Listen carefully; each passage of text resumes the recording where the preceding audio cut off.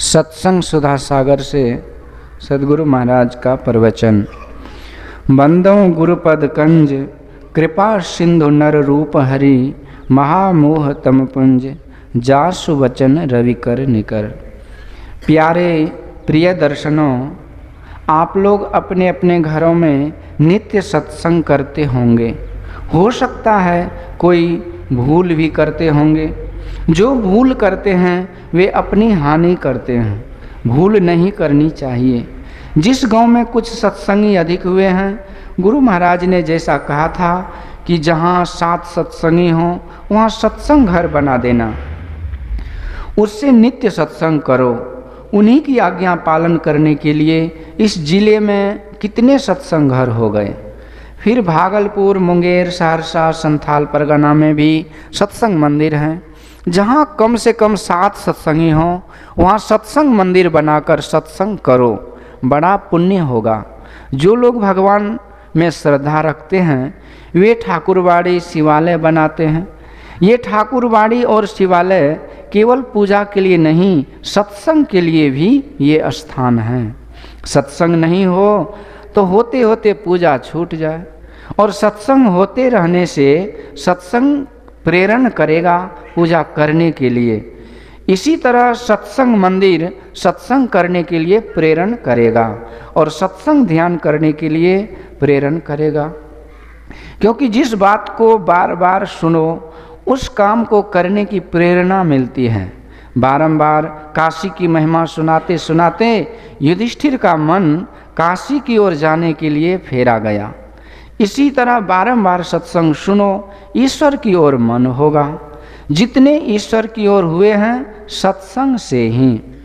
बिनु सत्संग भगति नहीं होई, ते तब मिलहि द्रवहि जब सोई।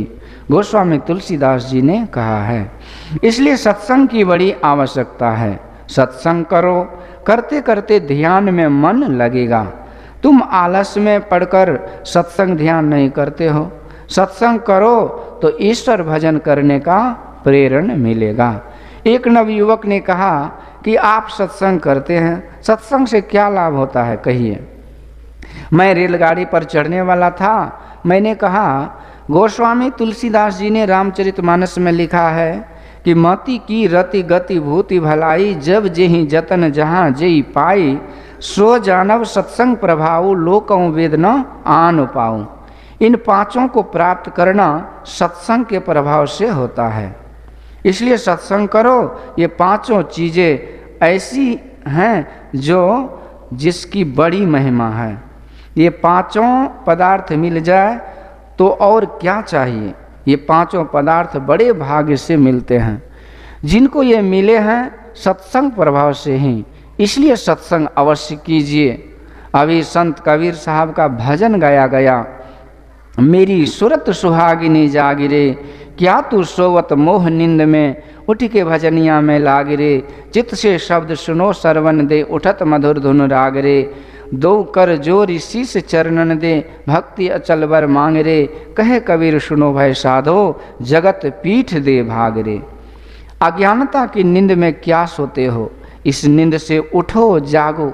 साधारण निद्रा की बात नहीं, मोह की नींद में आप सोए हैं। चाहे आप बैठे रहें, चलते रहें, मोह की नींद में हैं। उठो, भजन करो, मोह छूटेगा। लोग कहेंगे हम सब सोए हैं, हम तो चलते फिरते हैं। लेकिन गोस्वामी तुलसीदास जी कहते हैं, मोह निशा सब सोब निहारा, देखिए सपन अनेक प्रकारा। और कबीर साहब कहते हैं, तन सराय मन पाहरू, मन सा उतरी आय, को काहू का है नहीं, सब देखा ठोक बजाए, सपने सोया मानवा, खोल देख जो नैन, अजीब पड़ा बहु लूट में, ना कछु लेन न देन। अगर जग जाओ तो को काहू का नहीं, यह प्रत्यक्ष हो जाएगा। यदि समझो कि यह बौद्धिक जगना है तो बौद्धिक जगना मनन में होता है। मनन स्थिर रहता नहीं है, मन स्थिर रहता नहीं है। तब क्या हुआ, तुम जग सकोगे। जगने में ही फिर जगने कहते हैं। खोल देख निज नैन, यह कौन आँख है? जिससे तुम भीतर देखोगे वह आँख है।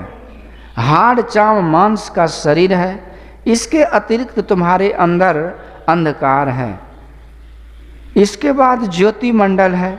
बिना ज्योति के आँख में रोशनी कहाँ से आती है? इस आँख को खोलो जिससे अंतःकरण अंतः प्रकाश मालूम हो। क्या जामा जमशेद का, क्या सिकंदर एन, दिल चश्मा से देखिए अविगत सूझे नैन। जामा कटोरा एन एना, अंतर के नेत्र हैं, उससे देखो। अंतर में देखने की जो कोशिश होती है उसी कोशिश से आँख को खोला जाता है। उस आँख के खुलने से 3 अवस्थाएं नहीं रहती हैं। जैसे सोए थे और जग गए तो शरीर को देखने लगे, उसी तरह 3 अवस्थाओं से पार हो गए तो अंदर में देखते हो। इसलिए भजन करो, उठो और देखो। मतलब यह कि चौथी अवस्था में जाओ।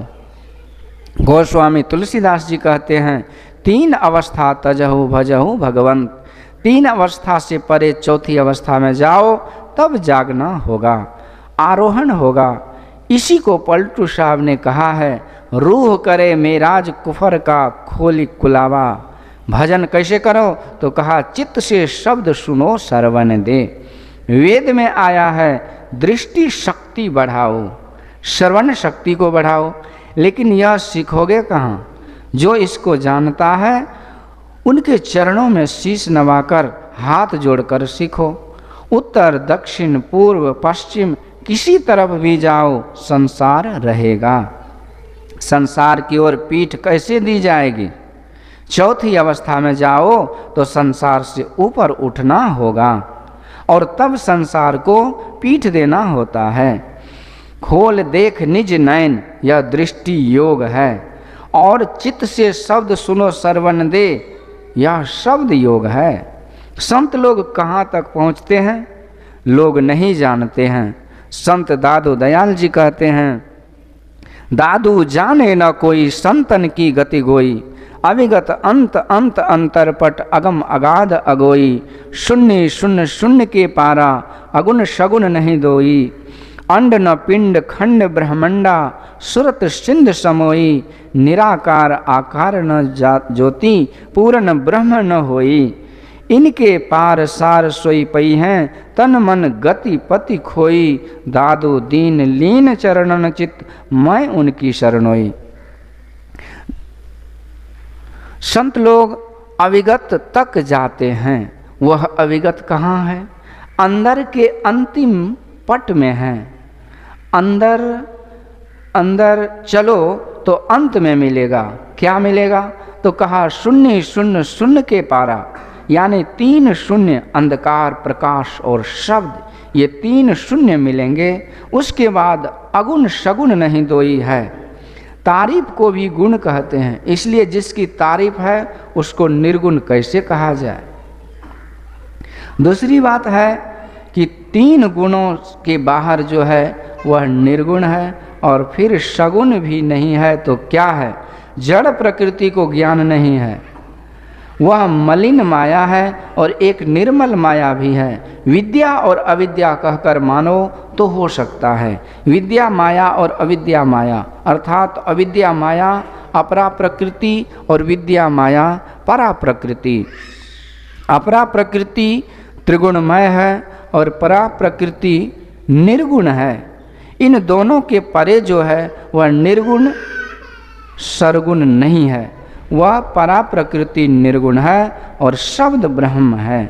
अक्षरम परमो नादः शब्द ब्रह्मेति कथ्यते, योग शिखोपनिषद। शब्द 2 प्रकार के हैं, नित्य और अनित्य। नित्य शब्द में परिवर्तन नहीं होता, जिसको आदि नाद या स्फोट कहते हैं, यह निर्गुण है। और जिस शब्द को आकाश का गुण कहते हैं वह सगुण है। जहाँ से जो शब्द निकलता है वहाँ वह विलीन हो जाता है, वहाँ शब्द नहीं रहता। उसको संतों ने अनाम और उपनिषद में निःशब्दम परमम पदम कहा है। परा प्रकृति निर्गुण और अपरा प्रकृति सगुण है। जो आदि निर्गुण तत्व है उससे जो बढ़कर है वह निर्गुण तो है ही नहीं, और सगुण तो कहाँ से होगा। पिंड ब्रह्मांड परा अपरा प्रकृति के परे, शब्द ब्रह्म के परे, तीन शून्यों के परे जो हो वह परमात्मा है। इससे आगे कुछ कहा नहीं जा सकता। इससे आगे कुछ कहा जाए और समझा न हो तो ठीक नहीं है, नहीं तो दूसरे कहेंगे उससे भी कुछ आगे है।